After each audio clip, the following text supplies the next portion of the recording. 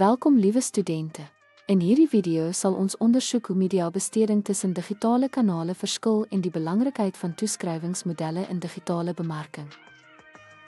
Erkenningsmodelle help om krediet aan verskillende bemarking toe te skryf kanale wat bydra tot 'n omskakeling, die doeltreffendheid van bemarking te openbaar pogings.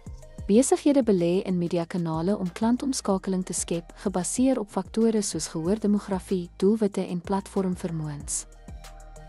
Kom ons kyk eers by soek-enjin-bemarking, SEM. Dit behels die plasing van advertensies in soek-enjin-resultate, betaling op 'n koste-per-klik basis en die teiken van spesifieke sleutelwoorde. SEM bied 'n hoë doelgerigtheid, onmiddellike sigbaarheid en meetbare resultate, wat dit effektief maak om direkte reaksie-aksies soos besoeke of omskakelings aan te dryf. Volgende, ons het sosiale media advertensies. Dit vind plaas binne platforms soos Facebook en Instagram met verskeie prysmodelle soos Chips, Chipmofba. Sosiale media advertensies bied uitgebreide teikenopsies gebaseer op demografie, belangstellings en gedrag wat presiese gehoorbetrokkenheid fasiliteer. Vertoonadvertensies behels advertensies op derde-party-webwerwe as baniere, video's of interaktiewe advertensies met behulp van CPM of CPM-prysmodelle vir breë reikwyte en herteikening.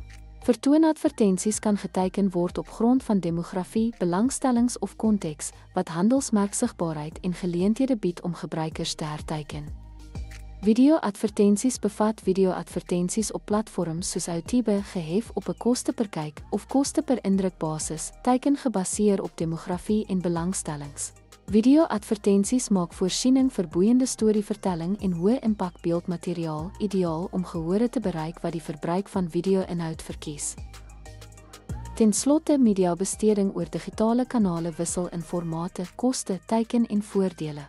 Oorweeg jou doelwitte en gehoor om begroting effektief toe te ken. Dankie.